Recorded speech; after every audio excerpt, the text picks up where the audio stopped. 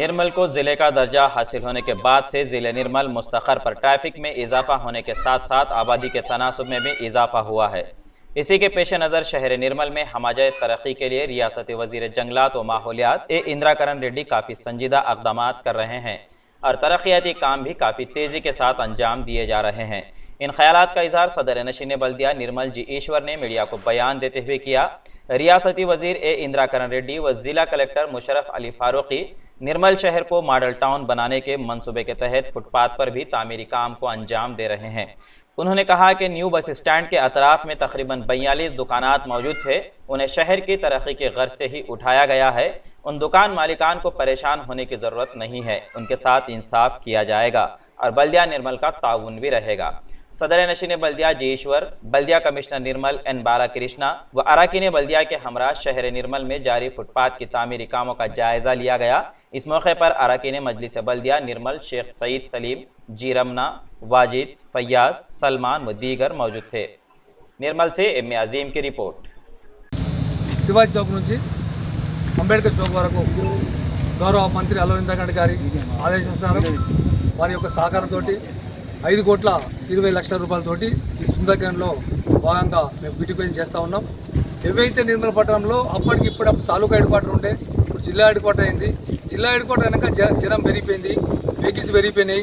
అందుకని ఏంటంటే ఈ భాగంలో ఏవైతే ఫుట్పాత్ షాప్స్ ఉన్నాయో ఆ ఫుట్పాత్ షాప్స్ ఉన్న వాళ్ళకు, ఎందుకంటే మేము కూడా మున్సిపల్ పరంగా ఇక్కడైతే ఈ ఫుట్పాత్ పరంగా షాప్స్ అవసరం ఉంటాయో ఆ బ్యూటిఫికేషన్లో భాగంగా ఫుట్పాత్ కూడా మేము పెట్టడం జరుగుతున్నది।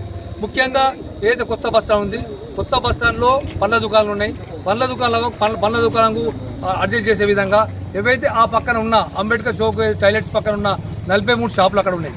रुकन पार्लियामेंट निजामाबाद डी अरविंद ने जिले जगत्याल के मिटपल्ली मंडल के जग्गा सागर में वाक़े अनाज खरीदी मरकज़ का दौरा करते हुए किसानों के साथ हो रही नाइंसाफ़ी पर जिले कलेक्टर से फ़ोन पर बातचीत करते हुए आजिलाना तौर पर उनके मसाइल को हल करने का मुतालबा किया।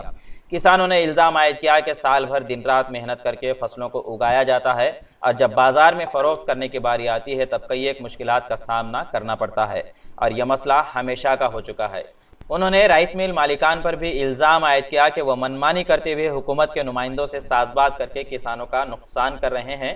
इस पर भी तवज्जो देने की अहम ज़रूरत है। कोरटला से अब्दुल मुसव्विर की रिपोर्ट।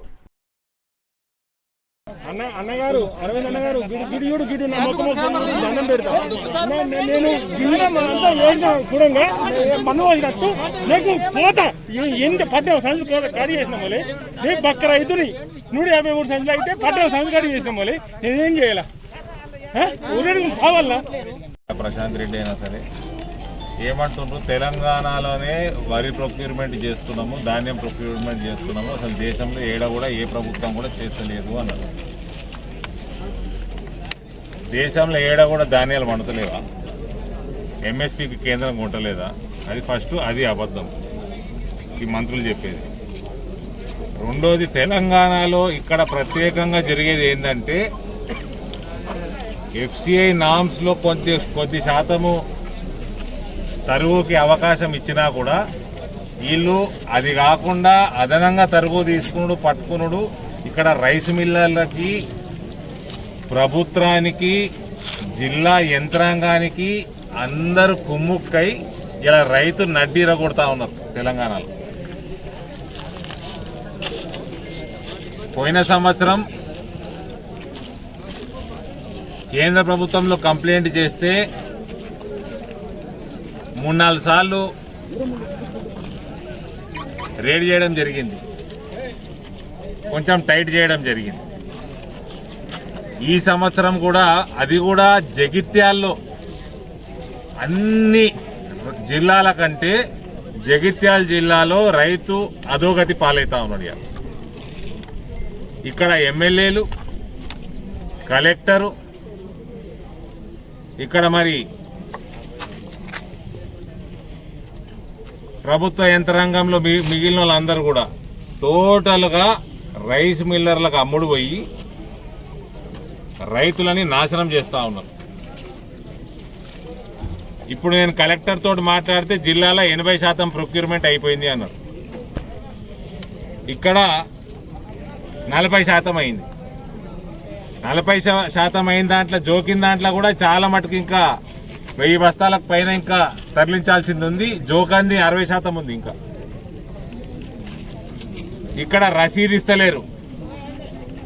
ఐకేపీ సెంటర్లో రసీదు ఇవ్వకపోతే ఇక రైస్ మిల్లర్కి అడ్డు అదుపు ఉంటుందా అని అడుగుతున్నా నేను. इंडिया समय पर मजीद दिलचस्प प्रोग्राम्स देखने के लिए आप लॉग इन कीजिए हमारे वेबसाइट www.indiasamay.com। लाइक कीजिए हमारा फेसबुक पेज @indiasamay17 और सब्सक्राइब कीजिए हमारे यूट्यूब चैनल इंडिया समय को।